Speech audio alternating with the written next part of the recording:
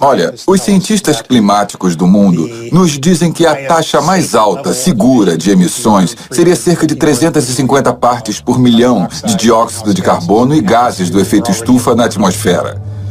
Nós já estamos em 400.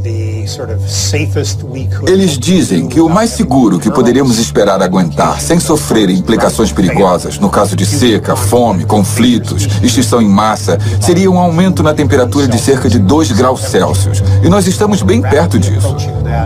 E com todo o dióxido de carbono que já se encontra na atmosfera, nós vamos facilmente passar disso. Então, no momento, nós estamos vivenciando a próxima grande extinção de espécies na Terra, algo que não vemos desde o desaparecimento dos dinossauros. Sabe, quando países inteiros ficarem debaixo d'água por causa do aumento do nível do mar, quando países inteiros perceberem que há tanta seca que eles não podem alimentar mais a população e que por isso precisarão migrar desesperadamente para outros países ou invadir outros países, então nós vamos ter uma guerra climática no futuro. Mas e a pecuária e a agricultura animal? Bom, quanto a isso, tipo...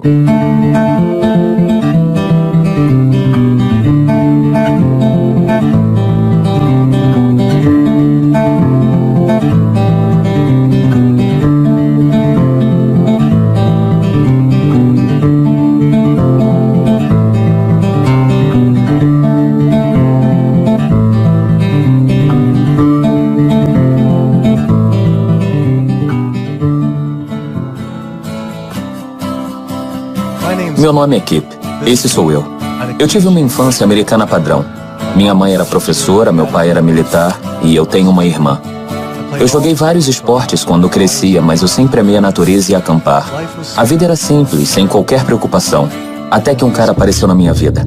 Como muitos de nós, eu vi o filme Uma Verdade Inconveniente sobre o impacto do aquecimento global e isso me deixou aterrorizado.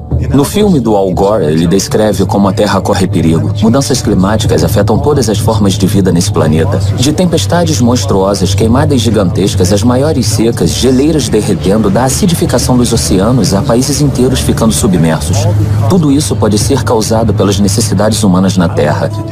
Eu queria fazer tudo o que pudesse para ajudar. Eu decidi bem naquele momento a mudar minha forma de viver e fazer o que fosse possível para encontrar um jeito para todos nós vivermos juntos em equilíbrio com um planeta sustentável para sempre.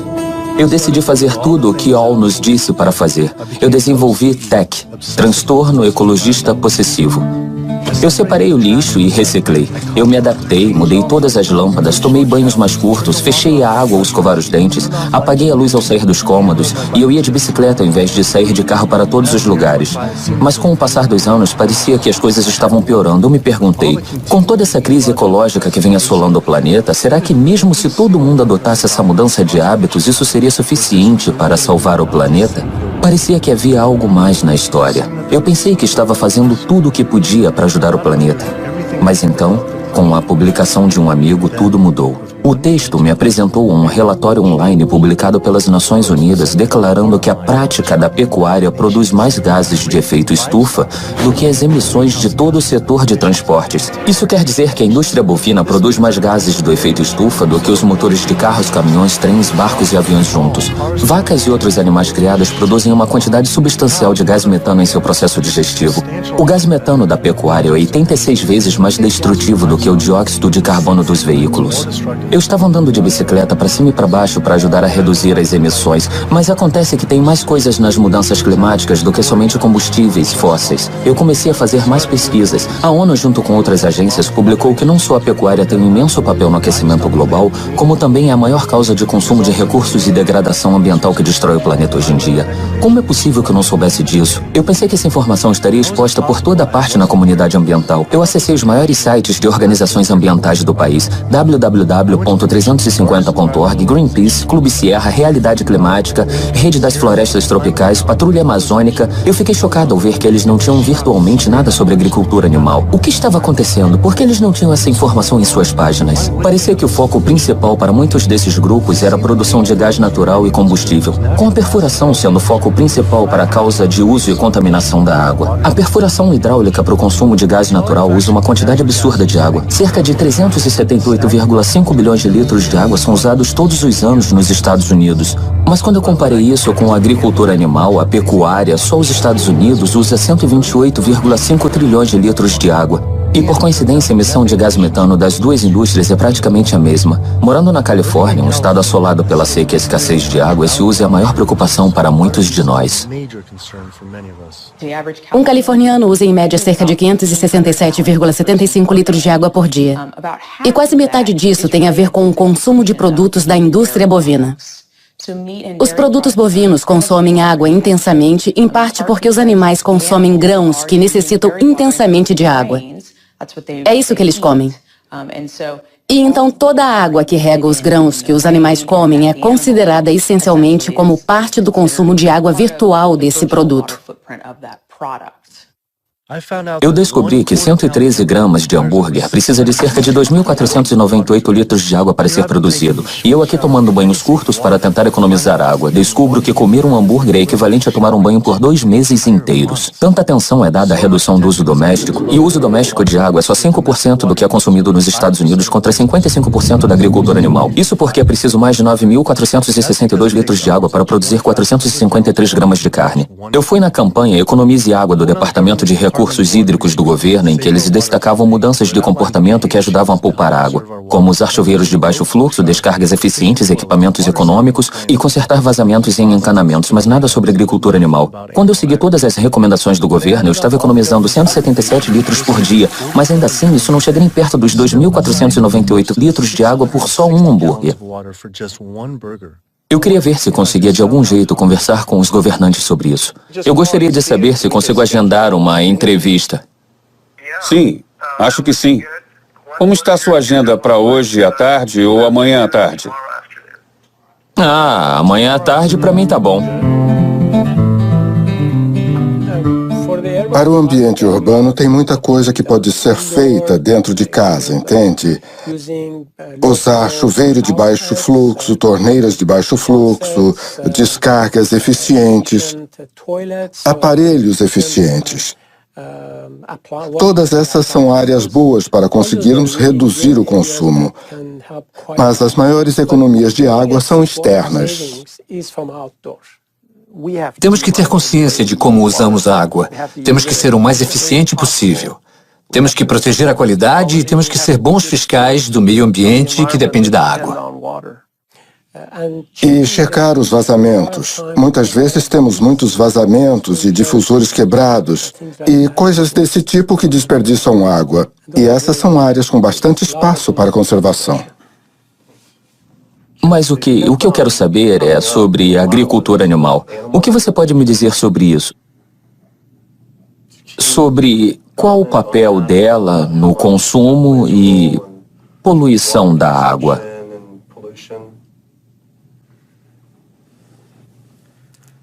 Eu não tenho certeza. Essa não é a minha área. Tem um estudo que descobriu que 453 gramas de carne consome 9.462,5 litros de água. Sim. E para ovos são 1.805,44 litros de água. E para o queijo quase 3.406,5 litros. Assim, eu acho que é simples. Por que isso não está no Economize Água? Isso é como se você fosse na casa de alguém e esse vizinho tivesse uma torneira vazando, sabe? Pingando, pingando.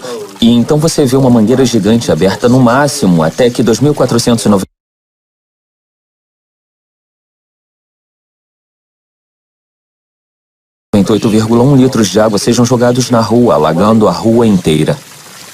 Eu acho que você diria: ei, você pode fechar isso, por favor? Parece que seria uma coisa óbvia a ser feita, bem melhor do que todo o resto. Tipo, sei lá, se for esse o caso. Acho que o consumo de água da criação animal é maior do que em outras atividades. Não existe nenhuma dúvida sobre isso. Isso seria realmente poderoso. Só que ao invés de esperar até estarmos vivendo uma seca, entende? O que você acha de começar agora e dizer para quem quer que esteja à frente do Economize Água: ei, vamos encorajar as pessoas a comer menos carne agora, porque esses estudos foram publicados? Eu não acho que isso vai acontecer. Por quê? Eu não acho que isso vai acontecer. Por quê? Por causa da forma como o governo atua por aqui. Isso é muito interessante, mas por quê?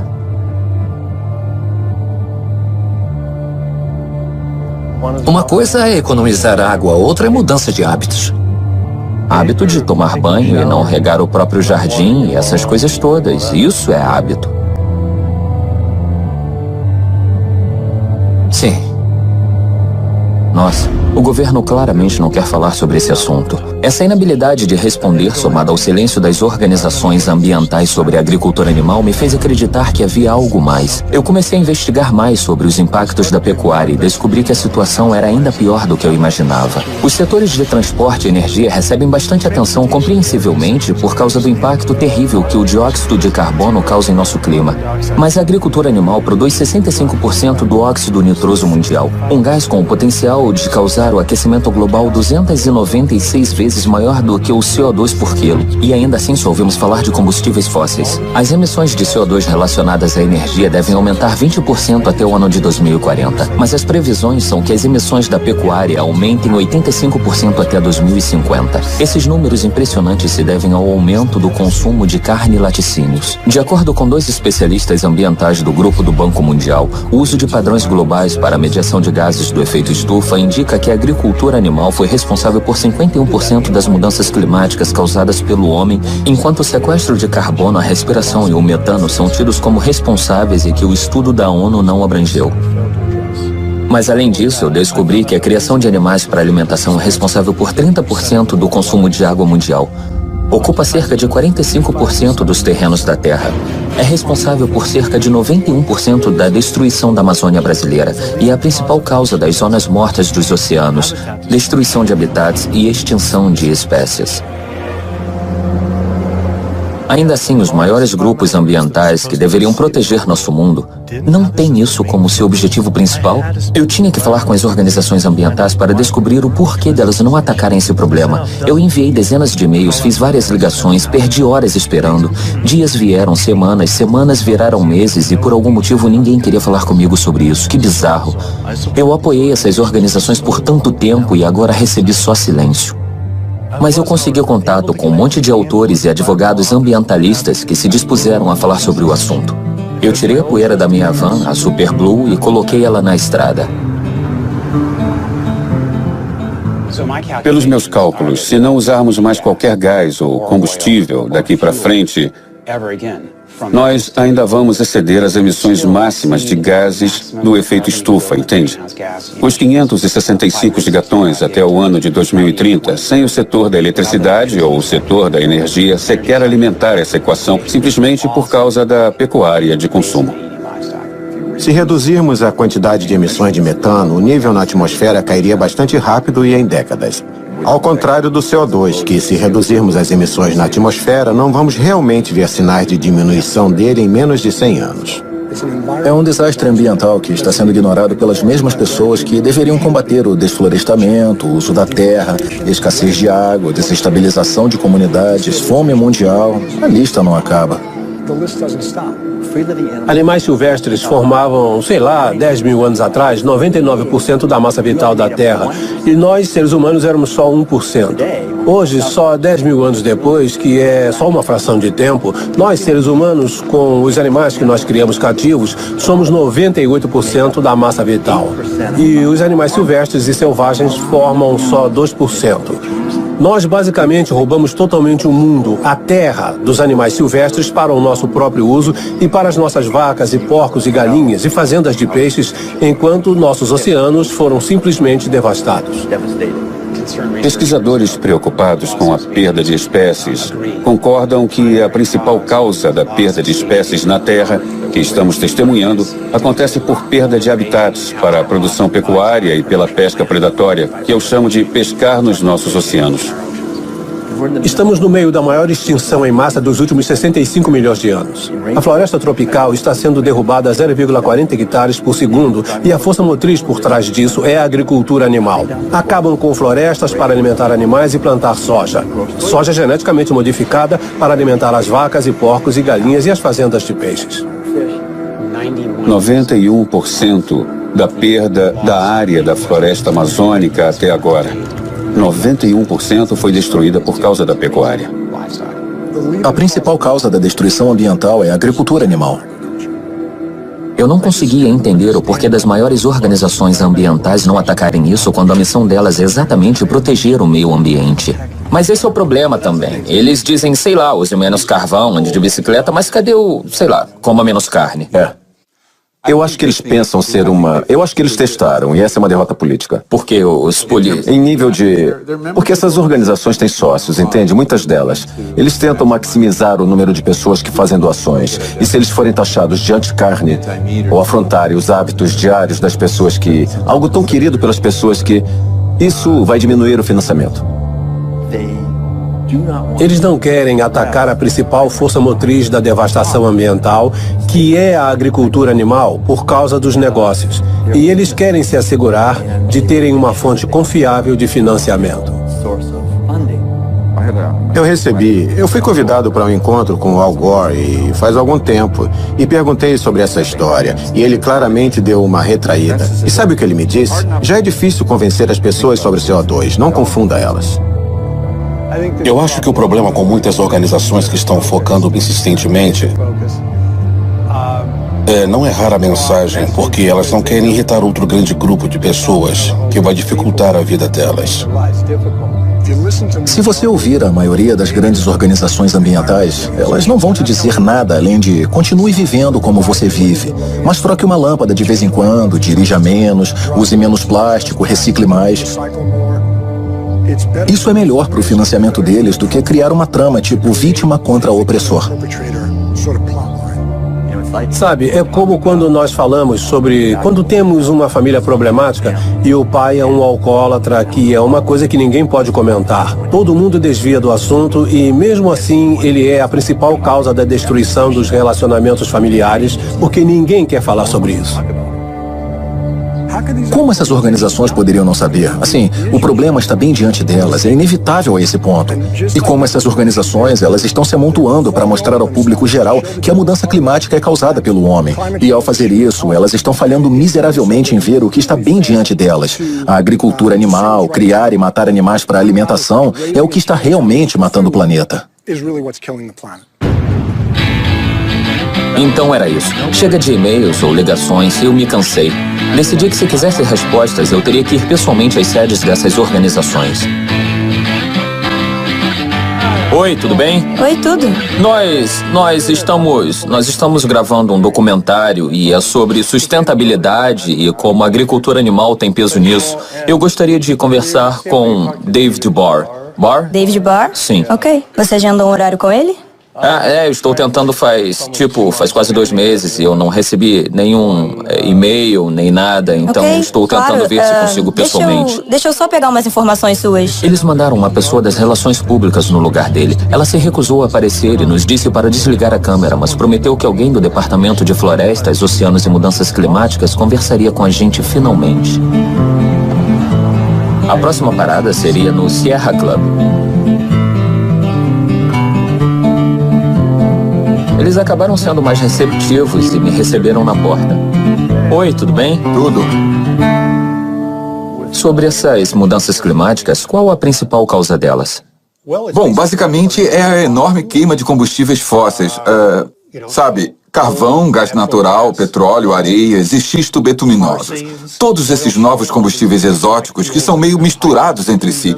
Mas é isso que está basicamente carregando a atmosfera. Então temos o efeito estufa, onde o calor fica preso e as temperaturas sobem. Há uma taxa que nunca existiu na história da Terra. Mas e a pecuária e a agricultura animal? Que tem eles? Assim, o que você quer? Nós estávamos pesquisando. Alguns relatórios da ONU dizem que a pecuária contribui mais do que todos os transportes juntos. Um relatório de 2009 da Patrulha Mundial, pecuária causa 51% da emissão de gases do efeito estufa. Bom, isso é um grande problema e nós precisamos cuidar disso também. Mas sei lá, existem tantas fontes potenciais de metano e emissões de carbono.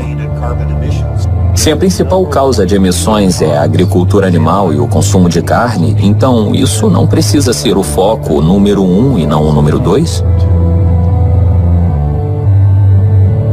Bom, essa é a sua abordagem. Nossa abordagem é diferente. Bom, isso foi bizarro. Então o Greenpeace me respondeu hoje e disse: foi bom encontrarmos com você ontem. Eu falei com várias pessoas aqui no Greenpeace sobre o seu pedido, mas sinto que não poderemos ajudar dessa vez. Obrigado e nós te desejamos boa sorte. A resposta do Greenpeace me lembrou a estatística de que 52.548 quilos de excremento animal são produzidos a cada segundo só nos Estados Unidos. Isso é resíduo suficiente por um ano para cobrir todo o território de São Francisco, Nova York, Tóquio, Paris, Nova Delhi, Berlim, Hong Kong, Londres, Rio de Janeiro, Delaware, Bali, Costa Rica e Dinamarca, combinados.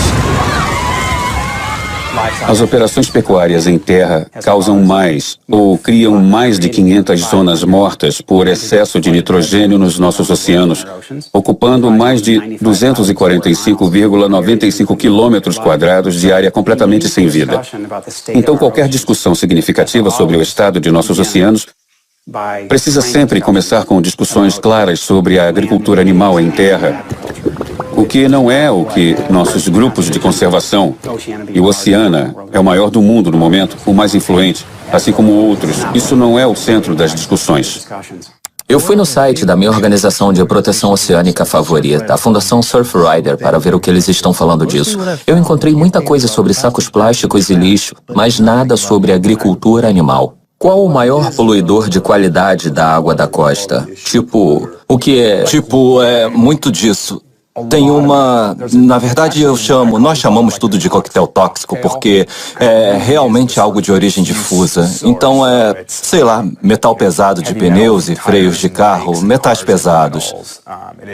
Esses herbicidas e pesticidas, eles estão meio que pegando tudo que jogamos no solo, juntando tudo e despejando no oceano. Então é bem difícil destacar, uma coisa. Enquanto estávamos fazendo nossa pesquisa para esse assunto específico, nós encontramos com uma certa frequência, entrevistamos mais e mais pessoas e continua vindo à tona que a agricultura animal está sendo... Nós lemos que a agricultura animal está no topo da poluição da água, bem mais do que qualquer outra coisa. Isso é interessante. Eu acho que depende da região que você analisa. Em áreas urbanas, que é mais ou menos onde nós estamos, aqui no sul da Califórnia, nós não vemos isso porque não tem muitas, fazendas de pecuária. Mas se você olhar no centro do país, em Maryland, Virgínia, Carolina do Norte, aquela região... Eu sei que tem muitas granjas e muitas fazendas de porcos e isso é um problema sério.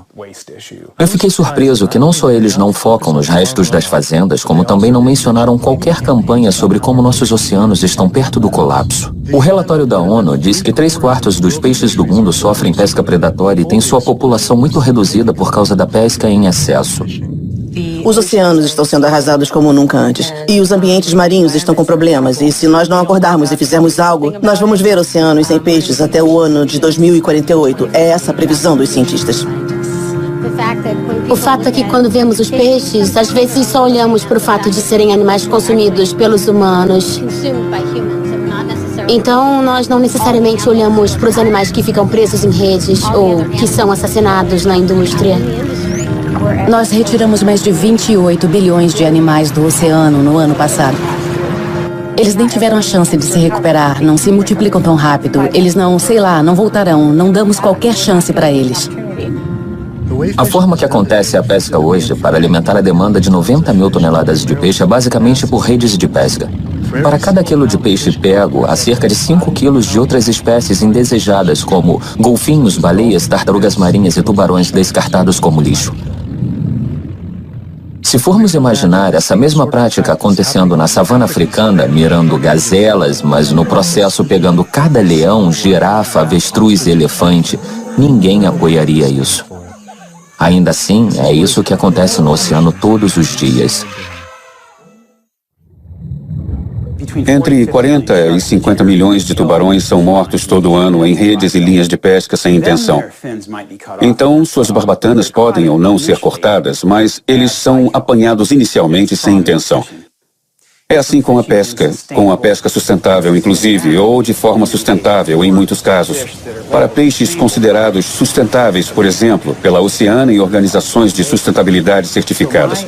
Então, o que eu penso é, por que paramos com o banimento da sopa de barbatana, se nossa preocupação é com tubarões, como é a dessas organizações e também da maioria do público hoje em dia? Se nos preocupamos com tubarões, devemos banir a pesca. Eu visitei o site do maior grupo de conversação oceânica do mundo, a Oceana, para ver o que eles estão fazendo sobre isso. Lá no site, junto com a palestra do CEO Andy Sharpless, eu me assustei ao ler que eles, na verdade, recomendam que uma das melhores formas de ajudar os peixes é comer peixe. Com a população de peixes perto do colapso, é como dizer que a melhor forma de ajudar pandas em perigo é comer pandas. Eu não conseguia entender como a Oceana pode dizer que é possível remover cerca de 100 milhões de toneladas de peixe por ano e considerar isso sustentável e bom para os nossos oceanos.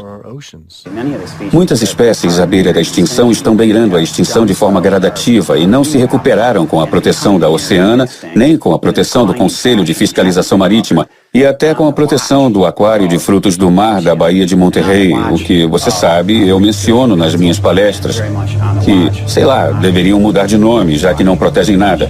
Eles estão só assistindo isso acontecer, ao invés de, sei lá, lutar agressivamente contra isso. Assim, de acordo com a Organização de Alimentos e Agricultura das Nações Unidas, sabe, quase 3/4 de todos os pesqueiros pelo mundo praticam pesca predatória. Então não existem criações de peixes por aí que, sei lá, você pode considerar que tem níveis saudáveis para o ecossistema. Assistindo à palestra do Andy, ele falou sobre alimentar o mundo. Em 1988, a pesca, como você menciona, atingiu seu pico em 85 milhões de toneladas. Como é possível ser sustentável pegar 100 milhões de toneladas em 2050, independentemente de serem um criadouro ou no oceano? Se para cada quilo de peixe retirado, são retirados basicamente 5 quilos de peixes selvagens. Não importa se é num lago ou no oceano. Como isso é sustentável?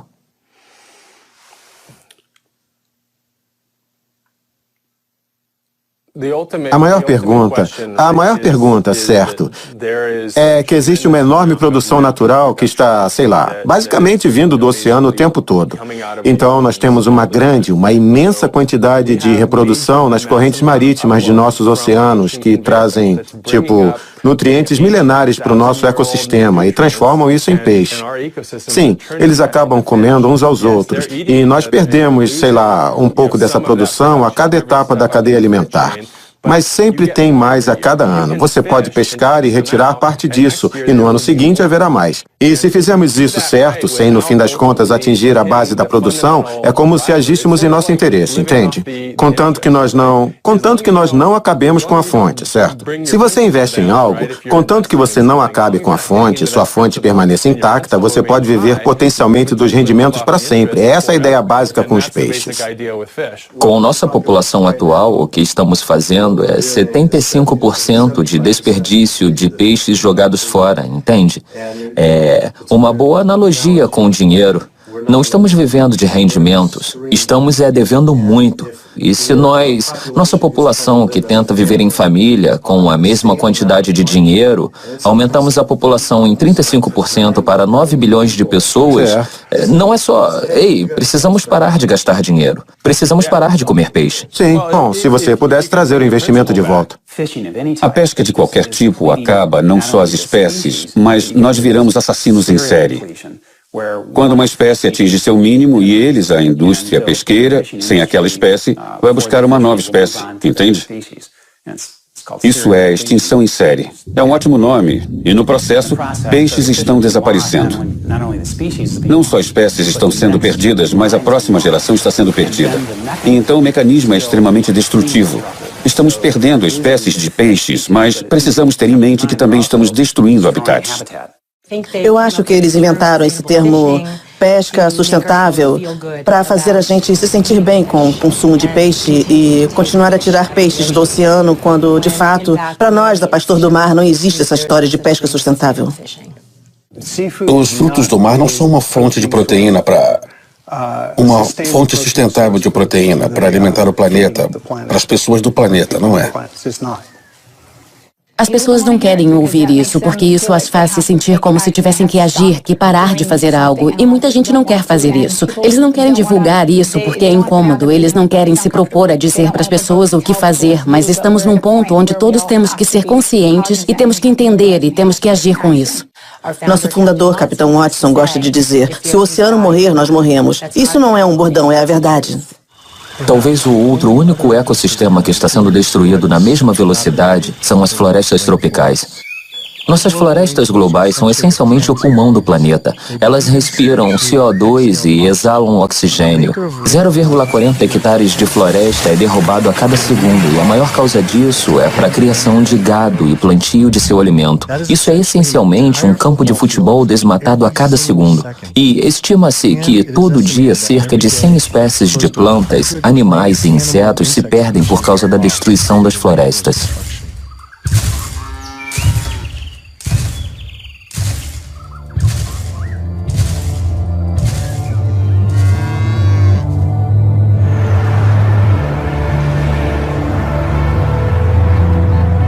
Qual é a maior causa? A principal causa desse desmatamento? A intervenção humana nas florestas é a principal causa. E a intervenção é pela madeira ou pelo agronegócio. E é aí que chegamos nos principais causadores. Isso vai variar um pouco dependendo da floresta estudada, mas a forma que escolhemos para usar esses recursos naturais em larga escala industrial é sempre a principal causa. Quando eu acessei o site da Rede de Ação, eu não acreditei que não encontrei nada sobre gado. Mas eu vi que eles tinham uma campanha grande contra o azeite de dendê. As plantações desse óleo estão causando desflorestamentos gigantes nas florestas da Indonésia. Estima-se que o azeite de dendê seja responsável por 10,52 milhões de hectares desmatados. Se comparados com a pecuária e seu plantio, eles são responsáveis por 55,03 milhões de hectares de florestas perdidas até hoje. Mas no site deles eu fiquei chocado ao ver que o gado não foi incluído como um de seus 4 principais assuntos. Ao invés disso, eles focaram em óleo, polpa e papel, carvão e areias bituminosas. Como eles não atacam a principal causa do desmatamento, por que focar em combustíveis fósseis e não no gado? O pior é o combustível fóssil ou a agricultura animal? Não entendo por que deveríamos comparar um com o outro. Eu só queria saber qual é o pior deles. Não sei exatamente o que dizer. Será que a diretora executiva de um dos maiores grupos de proteção das florestas do mundo honestamente não saberia o que está acontecendo? Ou ainda pior, isso seria omitido de propósito? E nesse caso, por quê? Eu imediatamente fui na patrulha amazônica para ver se eles diriam qual a verdadeira maior causa da destruição das florestas. O lugar mais biologicamente e culturalmente diverso do planeta está sob forte ataque no momento. A floresta amazônica pode desaparecer. Ela pode desaparecer completamente nos próximos 10 anos. Qual é a principal causa do desmatamento das florestas? A principal causa do desmatamento das florestas, eu diria, bom, só para colocar no contexto das atividades da patrulha amazônica, não sei, tem muitos fatores de desflorestamento, como nós chamamos. Muitas razões diferentes e formas de destruir as florestas tropicais. As principais, aquelas que causam maior estrago e são mais disseminadas, são os megaprojetos, como os oleodutos e gasodutos, como os projetos de extração, como as megas represas. Não estamos falando de... Eu me senti andando em círculos com esses grupos, como se eu estivesse preso numa estranha conspiração bovina, além da imaginação, onde ninguém pode falar sobre vacas. Eu não acreditei que essas organizações não diziam qual era a verdadeira principal causa do desmatamento de florestas. Eu tinha que perguntar mais uma vez. É difícil dizer qual é a principal causa do desflorestamento da Amazônia, porque são todos destrutivos: petróleo, gás, mineração, represas, agricultura. Mas em termos de uso da terra, em termos da quantidade de terra que é destruída por eles, e quando falamos sobre fazer uma comparação entre todas as diferentes causas do desflorestamento, o que está causando a maioria das quedas de árvores, por exemplo, eu acho que podemos certamente culpar a agricultura. Infelizmente, uma das maiores causas do desmatamento, principalmente na Amazônia brasileira, é o agronegócio. O gado, a criação de gado e a produção de soja em particular. Então esse é o maior problema. E por que você acha que, ninguém no Greenpeace ou ninguém mesmo quer assumir essa realidade? A realidade sobre a principal causa do desmatamento? Sim, isso. Bom, eu acho que você levantou pontos bastante interessantes sobre por que ninguém faz nada sobre isso. E eu acho que no Brasil, em particular, eu acho que quando observamos o que aconteceu quando o Código Florestal foi aprovado e as pessoas que se colocaram contra os lobistas e seus interesses particulares, a indústria bovina, a indústria do agronegócio, o que aconteceu com eles? Muitas pessoas que protestaram foram assassinadas. Se você procurar, não sei, o José Carlos, procurar o Cláudio, tem gente que está dando a cara e falando, sabe, que a criação de gado está destruindo a Amazônia. Entende? Muitas pessoas que estão realmente dando a cara à tapa. Olha para Dorothy Stang, entende? A freira que vivia no Pará e foi assassinada. Muitas pessoas vão falar, e muitas pessoas vão ficar de boca fechada porque não querem. Eles não querem ser os próximos a levar um tiro na cabeça. A freira Dorothy Stang era uma americana que vivia no coração da floresta tropical brasileira. O trabalho da vida dela era proteger a Amazônia. Ela falou abertamente contra a destruição da floresta pelas fazendas de gado por anos. Um dia, voltando para casa, ela foi brutalmente assassinada com um tiro a queima-roupa por um mercenário contratado pela indústria do gado.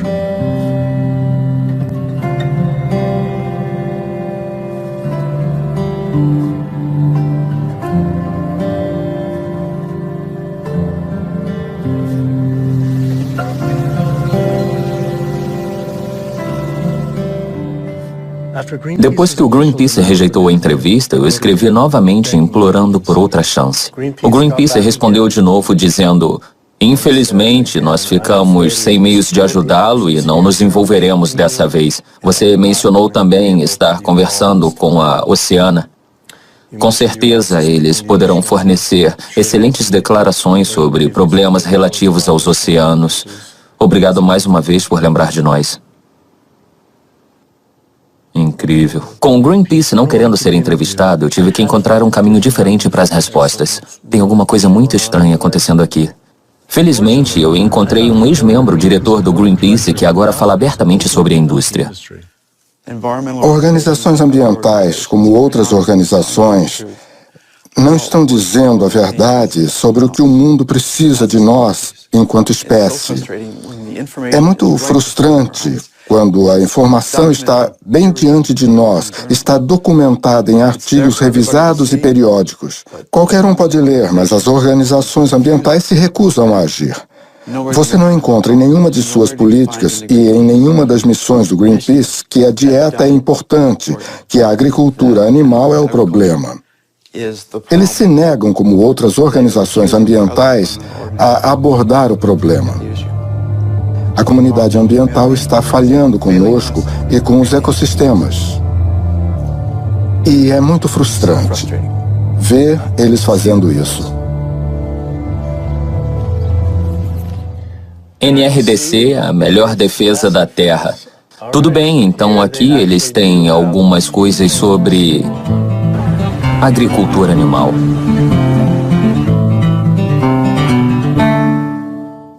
A principal causa da degradação ambiental é muita poluição e muitas máquinas sendo produzidas rapidamente em muitos lugares pelo mundo.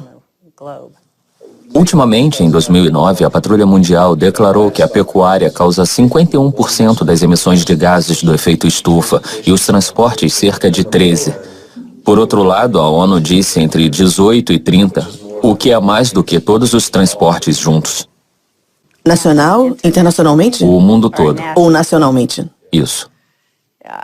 Bom, eu acho que a produção de energia e os transportes ainda são os maiores emissores. Eu não vou comentar sobre isso porque eu não estou a par desses números. Então não me cite nisso, mas isso é peido de vaca. É isso, eu acho que é esse o problema. Eu acho que são os peidos de vaca. Você tem algum relatório? Bom, essa era a parte da história.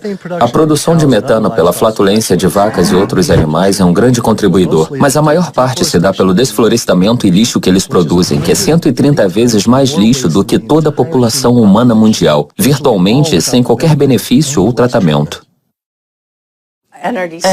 O NRDC certamente, como eu disse, tem um grande programa de alimentos. De fato, todo ano nós oferecemos os prêmios Vivendo Verde em reconhecimento aos inovadores da alimentação. E no ano passado, um dos premiados foi um produtor sustentável de porcos, que na verdade não usa nenhum antibiótico. E os antibióticos usados na produção de alimentos nos Estados Unidos, hoje em dia, sabe? Estamos dando a maioria dos antibióticos nos Estados Unidos para animais saudáveis. Eu queria visitar uma dessas fazendas sustentáveis. Eu encontrei a fazenda de gado à base de vegetais Mark Garden, na costa californiana.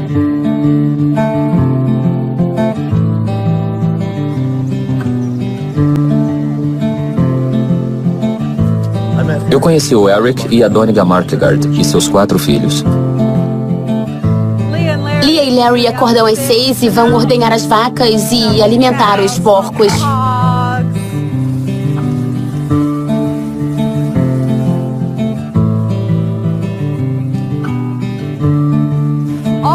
Ao todo, nós cuidamos de 1.820,70 hectares. Nossa!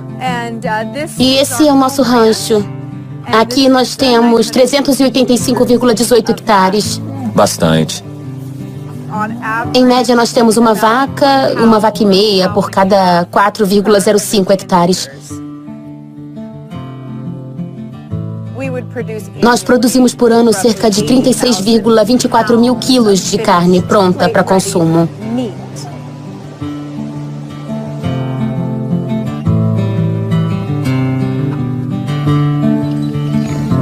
Nós mantemos uns 10 porcos numa área de cerca de 20,23 hectares. E eles pastam numa área de cerca de 4 hectares. Algumas pessoas acham que os porcos são sujos e nojentos, mas eu gosto deles. Eles conhecem a gente, eles são nossos amigos e são muito legais. E eles podem ser nossos melhores amigos ou podem ser como irmãos. Viu? Eles reconhecem quando você gosta deles. Assim, eu não deveria me apegar, mas nós temos que ter porcos legais. Por que você não deveria se apegar? Bom, porque eles vão acabar virando bacon. Ah, é? Mas... Esses porcos têm uns 7 meses agora. Ah, é? Nossa. E esses maiores estão ficando prontos para o abate. Aqueles 2 menores ali, sabe, eles vão crescer por mais alguns meses. Eu amo os animais. E é por isso que eu estou no ramo das carnes. É isso que a sociedade precisa enxergar. Que as peças de carne são partes de um animal. Uma criatura que vive e respira. É difícil. Mas como a Doniga disse antes, nós fazemos isso porque amamos eles. Com o uso da terra, vocês têm cerca de, contando com os ativos ou equipamentos industriais, cerca de 0,81 hectares, 1 hectare por vaca, dependendo. Não é tão limpo assim, mas eu diria 14, 16 hectares. Isso, e temos um rancho na Dakota do Sul com 20,23 hectares. 23 hectares? São tipo 20,23 hectares. Nossa, e por quê? A mesma coisa. Tinha o cultivo e acabou o nitrogênio, entende? Exploraram a terra. Sazonal, e lá não é? é sazonal. E é possível, ou é prático, para o mundo todo dizer crie gado à base de pasto? Tipo, no Brasil, onde, sei lá, 80%, supostamente 80% da floresta tropical foi destruída pelo gado. E o que vocês pensam disso? Eles não deveriam comer carne. Se o meio ambiente deles não foi feito para criar gado, eles não deveriam comer carne. É. E como vocês anulam a pegada de carbono da pecuária?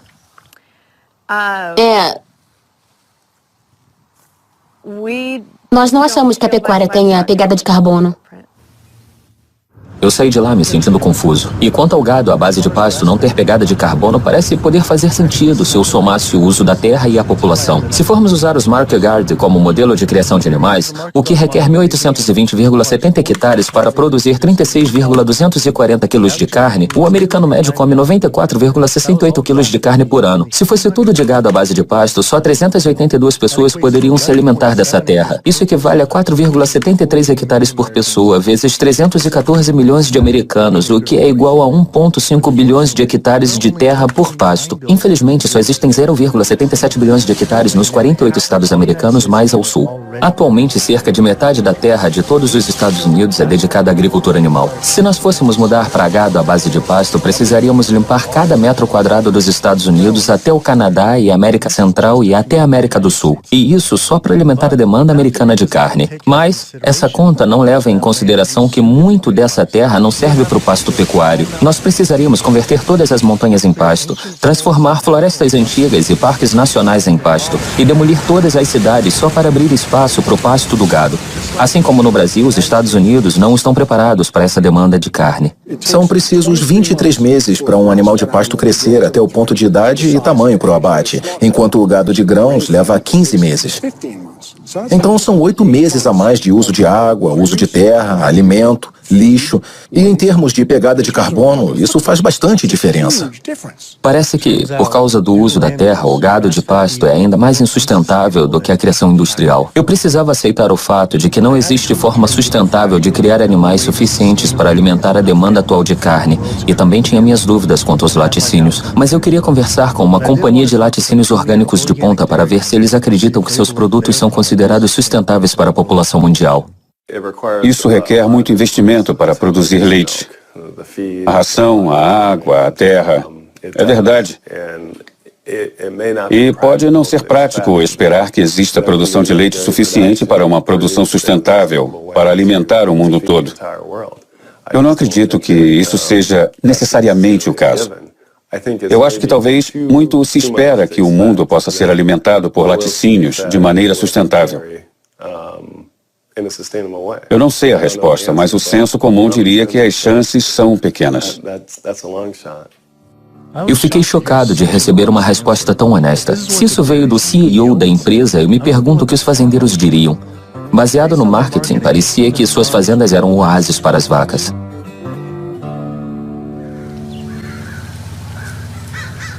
Não era isso que eu esperava.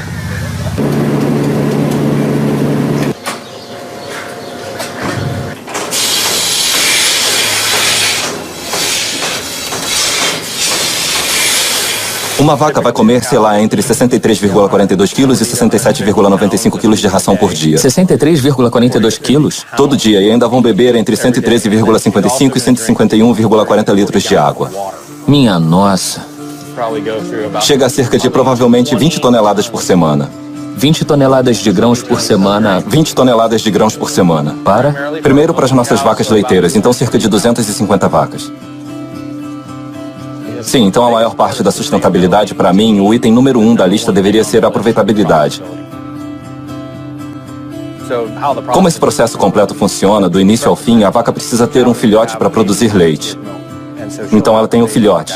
Esse bebê fica com a mãe por menos de 2 dias, e então eles vão para a unidade de criação para ficar numa sala individual onde eles serão criados. Como produzimos laticínios, só as fêmeas nos dão leite. Então os machos em leiterias típicas são vendidos para os produtores de carne, mas nós mantemos metade deles por 2 anos e os vendemos como carne de pasto orgânica. Então todas as vacas leiteiras eventualmente vão para a indústria de carne? Em algum ponto da vida ela vai enfraquecer, então temos que tomar uma decisão de negócios nesse momento. Vamos tentar investir nela para dar mais leite, ou vamos vendê-la para outra leiteria ou para a indústria de carne.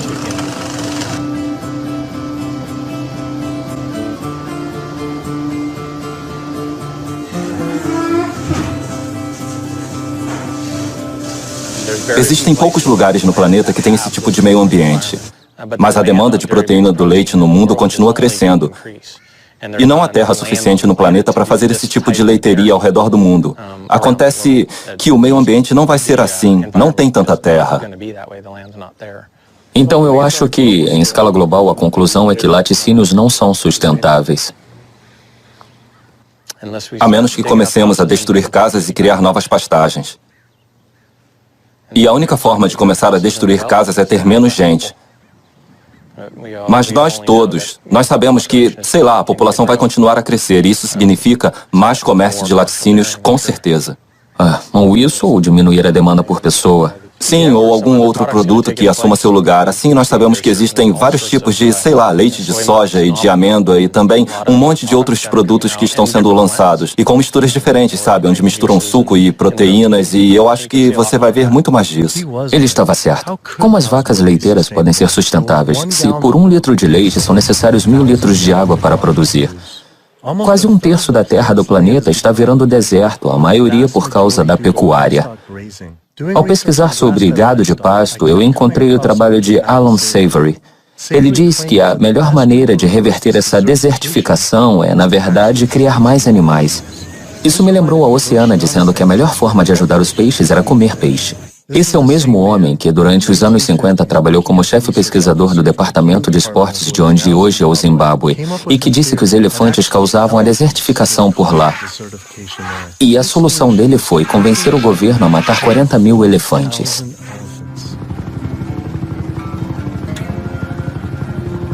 E depois de 14 anos de massacre impiedoso, as condições só pioraram. A teoria dele estava errada. A matança finalmente acabou, mas não até dezenas de elefantes e suas famílias serem mortos.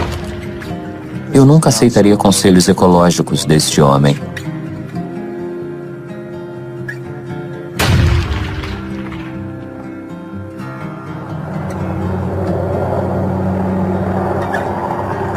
Parece que a indústria do gado está tendo o mesmo efeito na vida selvagem nos Estados Unidos. O governo vem mantendo cavalos em cativeiro.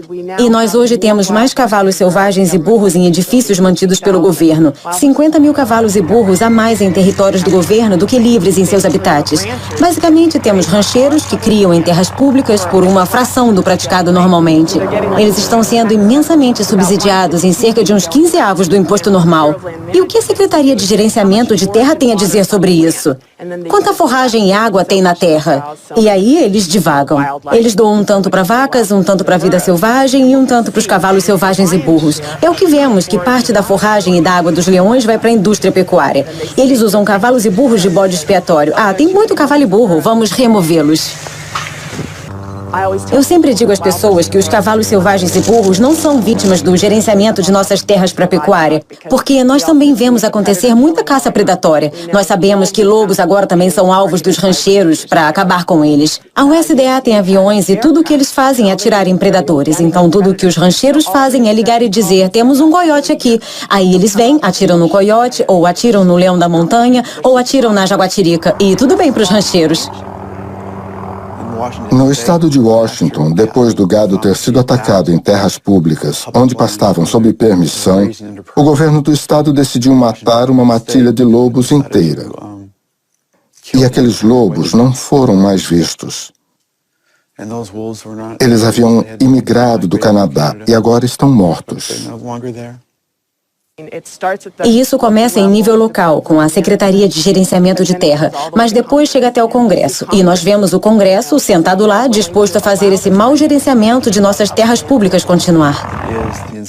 É a insistência e o poder de lobby da indústria de agricultura animal que continua a assassinar lobos, continua a haver a prática de manter os predadores em níveis baixos, que não beneficiam o ecossistema. Eu já vi tantos terrenos, já vi tantas intervenções da Secretaria de Gerenciamento de Terra, onde eles dizem que as terras não estão atingindo os padrões. E eles dizem abertamente que é a pecuária que está fazendo as terras não atingirem os padrões. E ainda assim, eles continuam a permitir a prática da pecuária. Eles estão envolvidos com o fato de onças serem caçadas por cachorros, de matilhas inteiras serem dizimadas. da temporada de caça durar o ano inteiro e de armadilhas serem armadas para que os bichos sofram. Se alguém se importa com os cavalos selvagens, com as terras públicas e com o meio ambiente, não pode ignorar o impacto negativo que a prática pecuária está tendo nas terras públicas no Oeste. Eu adicionei o custo da produção de comida animal, que os produtores não conseguem, de fato, arcar sozinhos. Esses são os custos ocultos ou custos externos que eles impõem à sociedade. Isso acaba afetando a saúde pública. Danos ambientais, subsídios, danos a pesqueiros e até a crueldade. Se você pegar esses custos externos, que chegam a 440 bilhões de dólares, se as indústrias bovina e de laticínios forem obrigadas a assumir esses custos, se eles tiverem que arcar com esses gastos, os custos e o preço de varejo de carne e laticínios iam lá para o espaço. Então uma dúzia de ovos vai custar 5 vezes mais caro.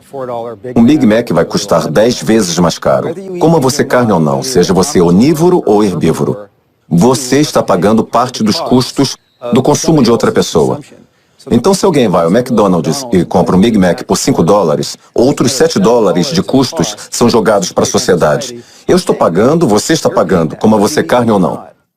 Quando você presta atenção em quem se beneficia e quem faz lobby pelo sistema de agricultura, são os maiores produtores de comida do país e os maiores produtores de carne. E quanto maiores e mais ricos eles ficam, mais eles podem ditar as políticas federais sobre a produção de comida, porque eles têm muito poder político.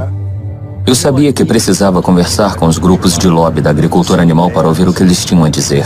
Se eles conseguem silenciar o governo, será que eles influenciam e têm possíveis conexões com os grupos ambientais também? A Aliança de Agricultura Animal, um dos maiores grupos de lobby da pecuária na América, aceitou ser entrevistada. O Greenpeace não conversou com a gente, mas a Aliança pela Agricultura vai conceder uma entrevista. Só isso já diz algo. As pessoas ouvem a expressão OGM e esse termo é assustador, mas eu acho que a agricultura tem dificuldade para explicar seu significado, mas na realidade o que fazemos é usar a tecnologia para promover melhoramentos na forma de plantio de grãos e em como criamos os animais. Não vamos alimentar o mundo voltando a como era 100 anos atrás, quando os animais eram alimentados com um pasto. Não é só trazer os animais para dentro e implementar esses grandes sistemas integrados por causa de sustentabilidade. Isso com certeza reduz o impacto ambiental enquanto melhora o bem-estar animal e a segurança dos alimentos. Então você está dizendo que os animais gostam de ficar presos? Tipo, as galinhas e as vacas gostam de ficar presas como gostam de pastar soltas? Em muitos casos houve uma melhora significativa no bem-estar deles, na quantidade de cuidado que recebem, cuidado individualizado. A indústria de carne e laticínios já apoiou causas de organizações ambientais? Eu não acho que deva comentar sobre isso. Não sei. Eu não sei. Eu não sei se... Não sabemos se eles já doaram ou para quem eles doaram. A indústria de carne e laticínios já apoiou ou doou para o Greenpeace? De novo, eu não sei se me sentiria confortável. Oi, desculpa não termos retornado antes. Eu tenho mais notícias. Infelizmente, nós não temos mais como financiar o seu filme. Tivemos uma reunião e, por causa do crescimento de assuntos controversos, nós estamos preocupados e temos que desistir dele. Por que esse assunto é tão controverso? A primeira pessoa que pensei em conversar foi com Howard Lyman, que foi processada por criadores simplesmente por falar a verdade sobre agricultura animal no programa da Oprah. Eu nasci na maior fazenda de laticínios do estado de Montana em 1938. Eu vivi a vida toda numa fazenda de pecuária. Fui para a Universidade de Montana, me formei em agricultura, voltei e comecei um grande empreendimento de agricultura,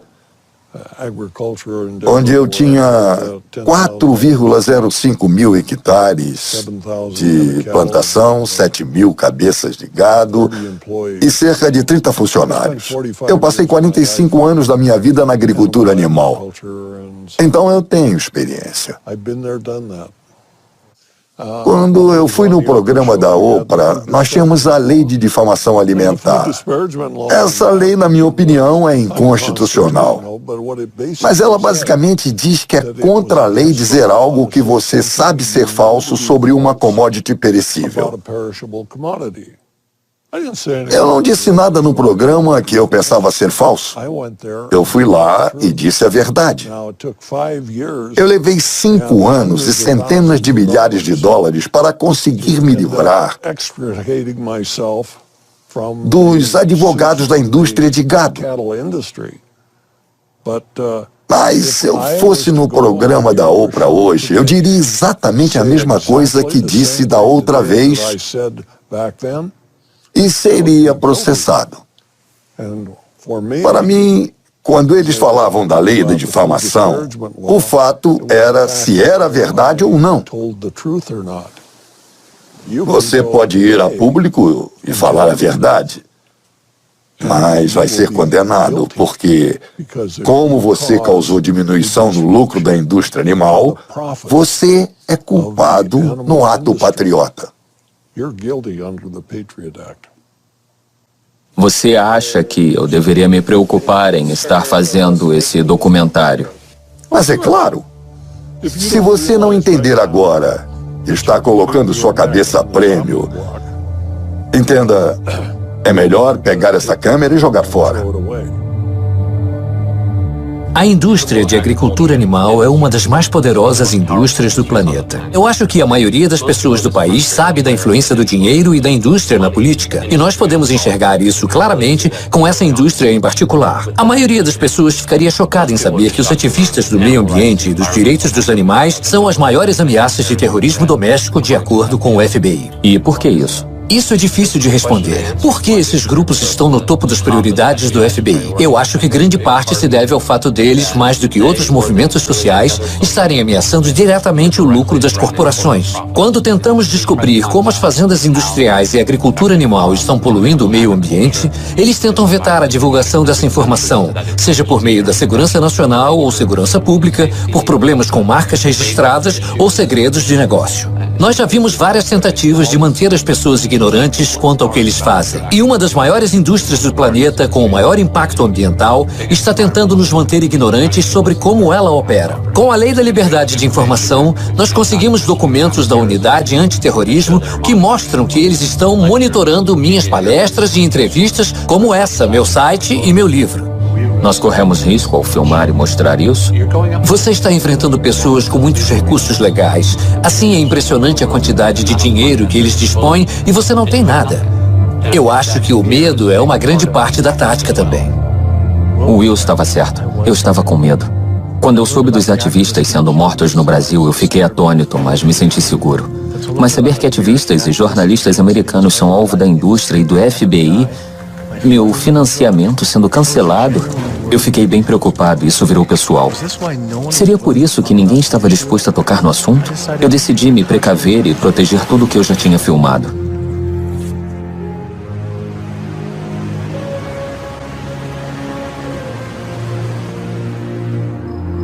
Eu estava mais do que preocupado em imaginar o que podia acontecer se eu fosse mais a fundo nesse assunto. Parecia que a única decisão a tomar seria largar as câmeras e desistir. Mas então eu percebi que isso era muito maior do que qualquer preocupação pessoal que eu pudesse ter. Isso era sobre toda a vida na Terra sendo ameaçada por nossos atos. Agora, ou você vive por alguma coisa ou morre por nada. E eu nunca realmente tive uma escolha. Eu decidi então me render não ao medo desse segredo, mas à busca pela verdade. Eu não podia ser como essas organizações ambientais e me calar enquanto o planeta está sendo comido vivo bem diante dos meus olhos. Eu tinha que levantar e continuar em frente.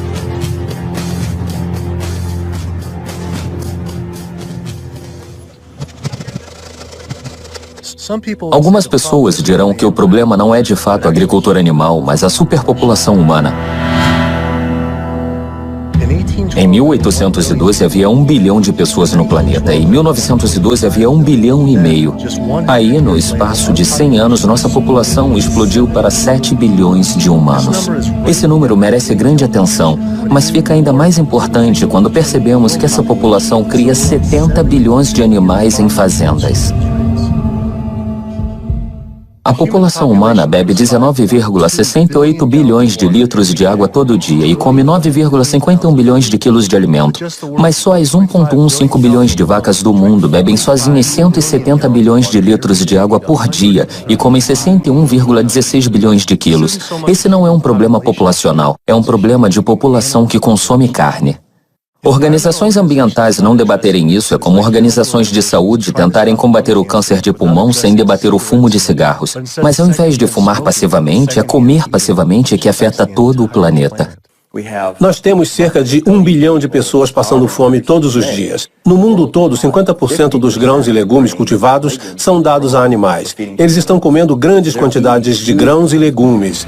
E nos Estados Unidos, chega perto de 70%, 80%, dependendo de que grão falamos, até 90% da soja produzida. 82% das crianças famintas do mundo vivem em países onde a comida é dada para animais em sistemas pecuários, que depois são mortos e servidos aos indivíduos mais abastados em países desenvolvidos, como Estados Unidos, Inglaterra e Europa. O fato é que nós podemos alimentar todo ser humano no planeta hoje com uma dieta adequada, se não fizermos nada além de pegar a comida que damos aos animais e transformá-la em comida para humanos. E alguém vem tentar defender os OGMs? Isso é como tentar dar um copo com água a um homem se afogando. Você pode produzir, em média, 15 vezes mais proteína de origem vegetal do que de carne em qualquer área da Terra, seja usando o mesmo tipo de terra ou uma área mais fértil em alguma parte do mundo, ou uma área devastada. Se nós reduzirmos a quantidade de carne que comemos e laticínios e ovos, poderíamos reverter todos os campos de monocultura de milho e soja geneticamente modificados em floresta novamente para ser habitada por animais. Sabe, sempre que alguém diz que nós não podemos plantar para humanos em terras onde estamos plantando alimento para animais, alguém está desmerecendo a maior plantação da Califórnia.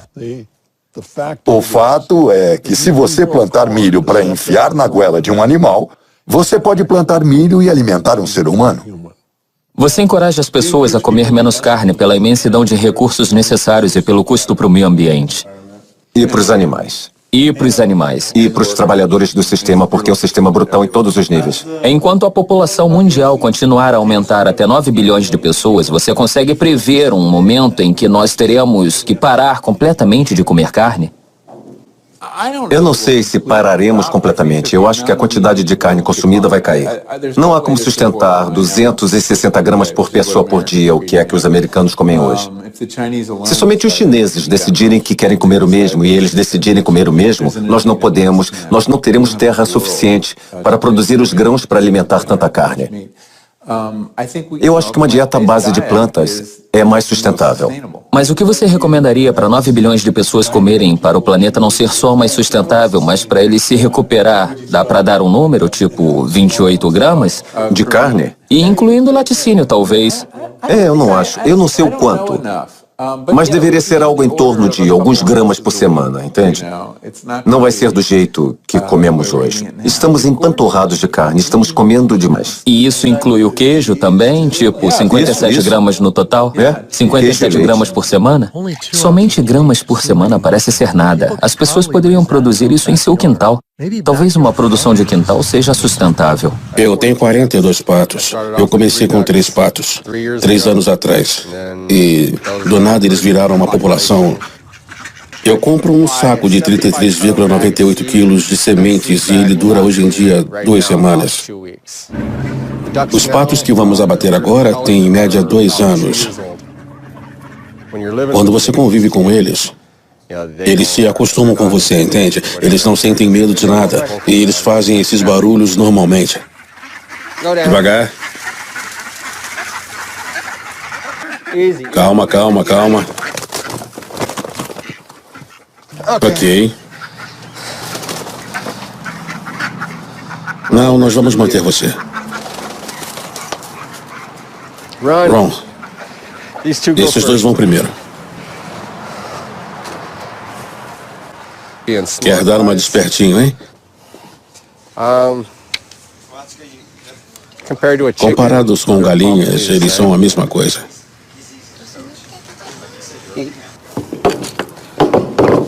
Aquele ali tá bom, viu? É ele. Aquele ali vai, aquele ali não. Tudo bem. Ok. Bem ali.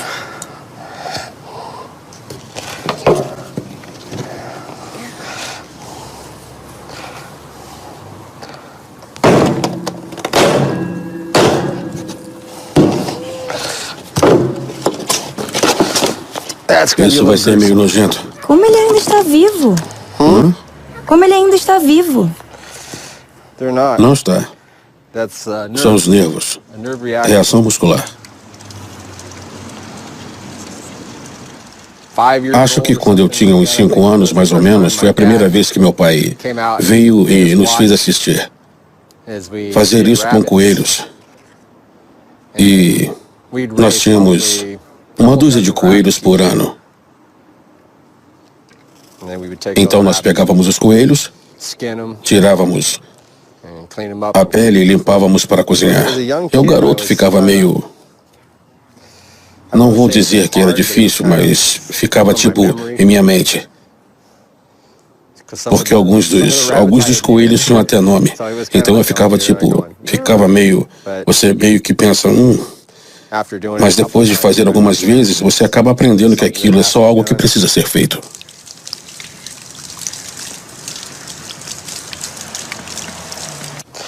Os dedos não.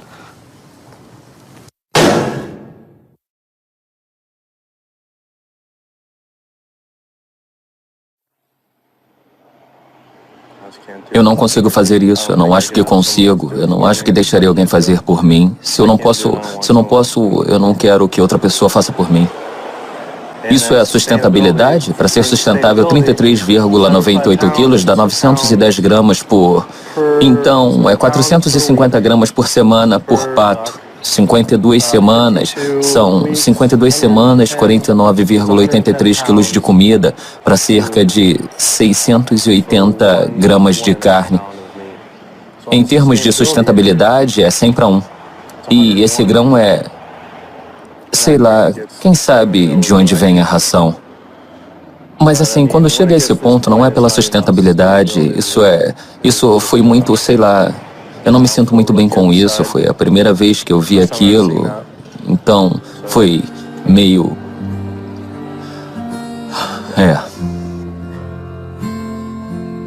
Eu fiquei tão envolvido com a destruição causada pela agricultura animal que percebi que eu nunca cheguei a adentrar a óbvia realidade de que cada um desses animais foi morto. Isso sempre esteve desconectado, abstraído do ato de comer carne. Mas quando isso ficou pessoal, face a face, a história mudou. Eu já tinha marcado adiantadamente a filmagem de outro massacre de quintal a uma galinha que parou de produzir ovos. Eu não sabia como poderia sobreviver a outro massacre. Então eu não fui.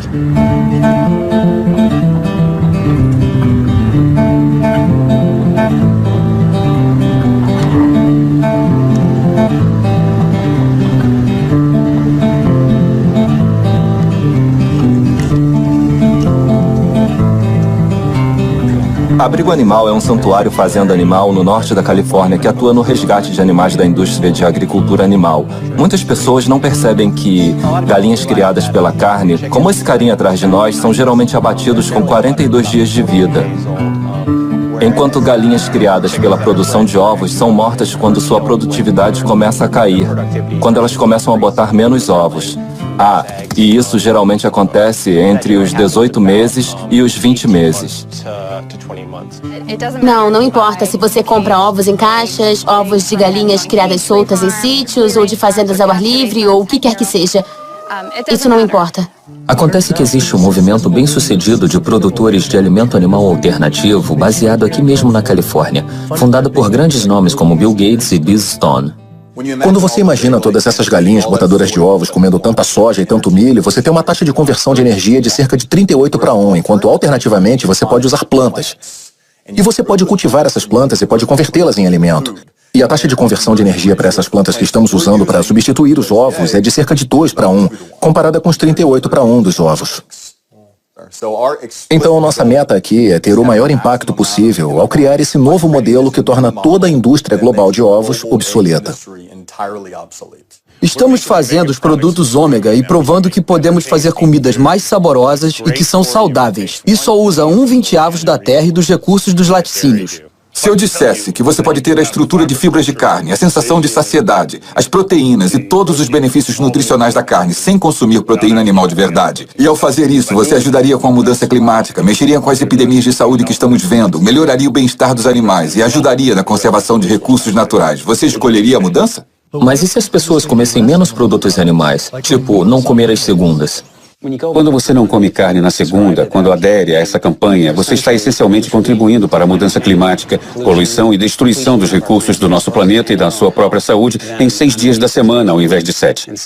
Você está criando uma falsa justificativa, claramente um falso senso de justificativa pelo que está fazendo nos outros 6 dias da semana. Em outras palavras, sei lá, nós não devemos realmente nos deleitar com os louros do que fazemos certo apenas 1/7 do nosso tempo.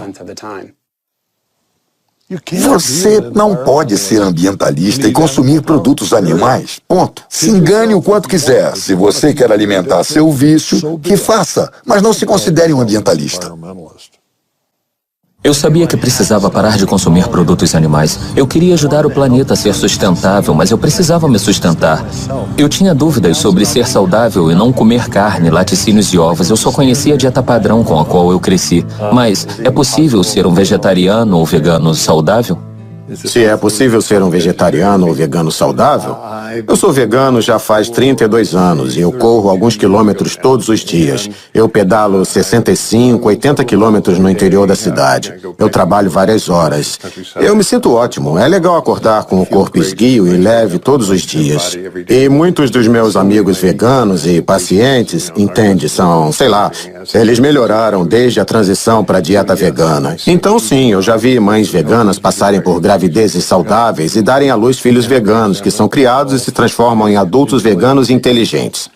Sim, com certeza todos os nutrientes que precisamos estão no reino das plantas, é isso mesmo.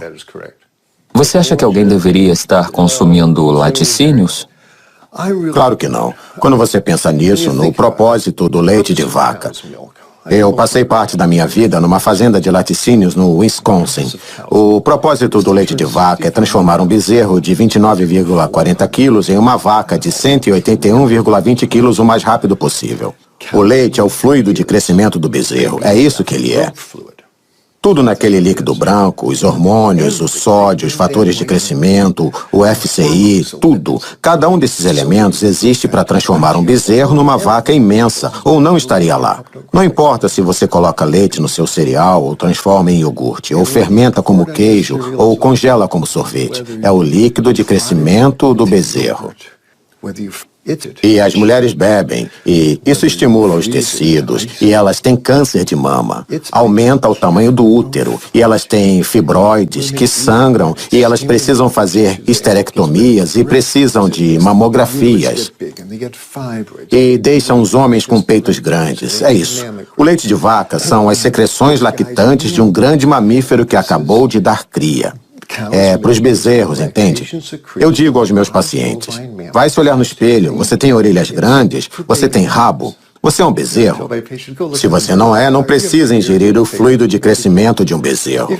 De qualquer forma, não tem nada lá que as pessoas precisem. Eu fiquei aliviado ao ouvir que não preciso consumir produtos animais para ser saudável ou até para viver bem, mas ainda pensava que precisava de estrume animal para plantar agricultura orgânica. Acontece que tem um movimento enorme de pessoas que plantam comida sem qualquer ajuda animal. Eu visitei a fazenda urbana Earthworks em Detroit, onde eles estão plantando para comunidades com poucos recursos financeiros.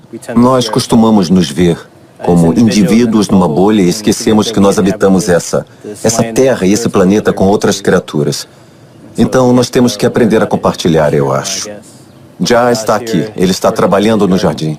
Você ficaria surpreso com o que pode fazer com o que não parece ser tanto espaço assim. Aqui tem 1/4/8, isso. Qual é o objetivo esse ano? Quanto você acha que consegue tirar daqui no máximo? Eu diria que pelo menos 45,30 quilos, pelo menos. 45,30 quilos? Nossa, que legal. No primeiro ano completo, depois que começamos, nós dobramos nosso rendimento em mais de 6,342 quilos de comida. 6,342 quilos? Em quantos hectares? Em média, 1 hectare. Então, quanto mais comida produzimos e colhemos, ou a terra ajuda a produzir, nós temos que devolver os nutrientes para o solo. Então, gostamos de pensar que nosso trabalho é regenerativo, já que colocamos a mesma quantidade de substância vital na terra que estamos retirando. Então é até mais saudável e mais seguro usar compostos vegetarianos ou vegetais. Sim, foi isso que descobrimos, mas também porque leva menos tempo e é bem mais fácil de gerenciar. Bem mais fácil, é. E o solo é tão rico quanto... Sim, com certeza. Não só o veganismo é mais compassivo, é também mais eficiente. E numa sociedade com tantos bilhões de pessoas, nós precisamos ser o mais eficiente possível. Algumas pessoas podem chegar e dizer que se abraçarmos essa visão primitiva, onde só existem animais selvagens e a gente volte a tipo caçar e coletar, que vai ser legal. Mas eram 10 milhões de pessoas no continente inteiro. Talvez um pouco mais, um pouco menos. Ninguém sabe ao certo. Hoje, agora, nós temos o quê? Nós temos 320 milhões na América, 25 milhões no Canadá, mais 100 e poucos milhões no México. Então, a América do Norte tem, sei lá, algo em torno de 450 milhões de pessoas. Tentar descobrir uma forma de balancear a agricultura animal com 450 milhões de pessoas famintas é impossível. Isso é impressionante. Eu não acreditei quando soube disso. Mas 216 mil pessoas nascem no planeta todo dia. É extraordinário. Mas o que é realmente extraordinário é precisar por dia de mais de 13,76 mil hectares de terra para plantio. E isso não vai acontecer. Alimentar uma pessoa numa dieta vegana à base de plantas por um ano requer só 1/6 de 1 hectare de terra. Alimentar a mesma pessoa numa dieta vegetariana que inclui ovos e leite requer 3 vezes mais terra. Alimentar um cidadão americano padrão com carne, leite e ovos requer 18 vezes mais terra. Isso é porque você pode produzir 16,7 mil quilos de vegetais em 0,67 hectares, mas só 167,6 quilos de carne no mesmo pedaço de terra. Um californiano que consome muita carne pode economizar o equivalente a 1,4 toneladas de CO2 por ano se removesse a carne de sua dieta. Ele economizaria 1,6 toneladas ao virar vegetariano e 1,8 toneladas virando vegano. Isso é mais do que mudar sua casa para energia solar ou dirigir carros híbridos. Só mudar para um veículo elétrico economiza mais, o que ainda poucos podem pagar. Mas ao contrário dos carros elétricos, a economia não para nos gases de efeito estufa. Uma dieta vegana produz metade do CO2 de uma onívora americana, usa 1/11 da quantidade de combustíveis fósseis, 1/13 da quantidade de água e 1/18 da quantidade de terra. Depois de somar tudo isso, eu percebi que eu tinha chance de economizar todo dia mais de 4.163,5 litros de água, 20,03 quilos de grãos, 2 metros quadrados de terreno florestal e o equivalente a 4,5 quilos de CO2 e uma vida animal a cada dia. Se nós, enquanto sociedade, virarmos veganos e nos afastarmos do consumo de alimentos animais em direção a uma dieta à base de plantas, bom, o que poderia acontecer? Se não matarmos todas essas vacas e comermos elas, então não precisaremos criar tantas vacas porque estamos criando vacas, galinhas e porcos e peixes. Nós estamos criando eles, sei lá, por todo esse tempo e sem pestanejar. Então, se não criarmos eles, não precisaremos alimentá-los. E se não precisarmos alimentá-los, não precisaremos dedicar tanta terra para o cultivo de grãos e legumes e tudo mais para alimentá-los. E então a floresta pode voltar, a vida selvagem pode voltar, os oceanos podem voltar, os rios podem voltar a correr limpos, o ar pode voltar, nossa saúde pode voltar. A estrutura de energia renovável, como prédios solares e geradores eólicos espalhados pelo país para reduzir a mudança climática, essa é uma ótima ideia, mas é projetada para levar pelo menos 20 anos e custar no mínimo 18 trilhões de dólares para desenvolver. Outra solução para a mudança climática: nós podemos parar de comer os animais. E isso pode ser feito hoje. Não precisa levar 20 anos e com certeza não precisa custar 18 trilhões de dólares porque não custa nada. Algumas pessoas dizem, vamos resolver o CO2 e aí a gente se preocupa com o metano. Esse é errado. O que faz sentido é fazer o contrário. Faça algo sobre o metano e a resposta virá imediatamente. Sem qualquer sombra de dúvidas, é a coisa mais importante que alguém pode fazer pelo meio ambiente. Nenhum estilo de vida tem um alcance tão grande e um impacto tão profundamente positivo no planeta e em toda a vida na Terra do que escolher parar de consumir animais e viver do veganismo. Você não acha que o problema seria resolvido num piscar de olhos? Eu vou te falar. Tudo o que precisamos é que os ambientalistas vivam o que pregam. E o mundo seguirá um novo caminho. Nós não vamos ter sucesso até acabarmos com a agricultura animal. E por sucesso, eu quero dizer não salvar os ecossistemas a tempo, não ter alimento suficiente para todas as pessoas do planeta, não parar o aquecimento global, não parar de poluir as zonas mortas que ocorrem nos campos de milho e soja plantados para alimentar a pecuária. E nós não vamos parar a caça aos lobos e outros predadores. A fazenda orgânica é um passo positivo gigante na direção certa, mas nós precisamos continuar andando, nós precisamos ir além dos orgânicos, nós precisamos de sustentabilidade. Quando você tira os animais da equação, você também tira os gases do efeito estufa e também tira os riscos à saúde e tira alguns dos fatores externos ligados à escassez de alimentos. Mas uma coisa que é impressionante, eu acho que a gente traz de volta nossos valores. Valores como compaixão, integridade e gentileza, valores que são naturais para os seres humanos. Você traz isso de volta e reconstrói a história da nossa alimentação. E eu acho que isso alimenta o progresso. Eu também acho que isso ajuda as pessoas a pararem antes de comer ovos, antes de comer um bife, antes de comer um nugget e se perguntarem, é isso que eu realmente quero?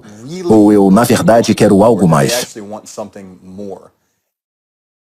Eu tive que chegar a essa conclusão. A única forma de viver sustentavelmente e eticamente nesse planeta com outras 7 bilhões de pessoas é viver uma dieta vegana inteiramente baseada em plantas. Eu decidi, ao invés de comer outros, eu vou comer por outros. Primeiro, como esses grupos ambientais, eu tinha medo do que eu queria mudar. Mas agora eu me joguei. Toda essa conversa de sustentabilidade soava como se o nosso planeta estivesse em coma. E eu não quero que ele simplesmente sobreviva ou se sustente, mas que melhore. Viver hoje não é sobre sustentabilidade, mas a habilidade de se desenvolver. Já recebemos tanto por tanto tempo, é hora de retribuir. 108% de tudo que nós temos. Eu me senti bem. Eu estava conectado. E nós vemos esse movimento não só sobre prover alimentos mais baratos que todos possam comer, mas também um movimento espiritual, um movimento em direção à compreensão de quem nós realmente somos e de como nós podemos nos conectar uns com os outros. Faça o que puder fazer, da forma que puder fazer, todo dia de sua vida. E você vai acabar morrendo como um dos indivíduos mais felizes que já morreram. Nós nos tornamos parte de um momento de união com outras pessoas. Está acontecendo. Isso está mesmo acontecendo. Viramos notícia. Altruísmo é uma boa filosofia de vida. Traz todos esses benefícios para nós, para o planeta e para as outras pessoas. Então é uma boa maneira de viver, ecologicamente. E isso faz bem. É transformar massivamente como nossa sociedade come, porque é uma necessidade. É agir no que conhecemos e agir gentilmente e calmamente no planeta inteiro e com outras pessoas para alcançar as metas, para se viver melhor. Nós podemos, mas nós precisamos escolher isso. Você pode mudar o mundo. Você precisa mudar o mundo.